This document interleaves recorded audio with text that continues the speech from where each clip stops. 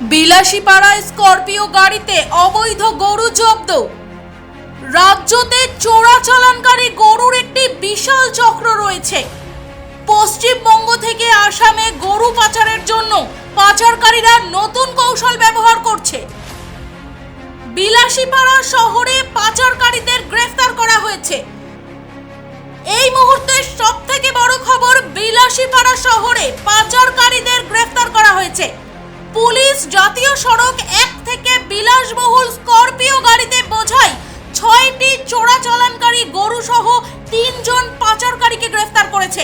Bilasipara স্করপিওটি AS01AU 7975 নম্বরে চিহ্নিত করা হয়েছে।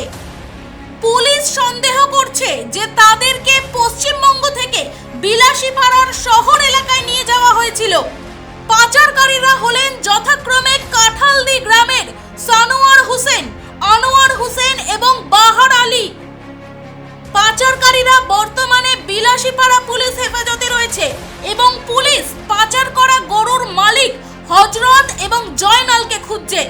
Bureau report, voice 365 Bangla.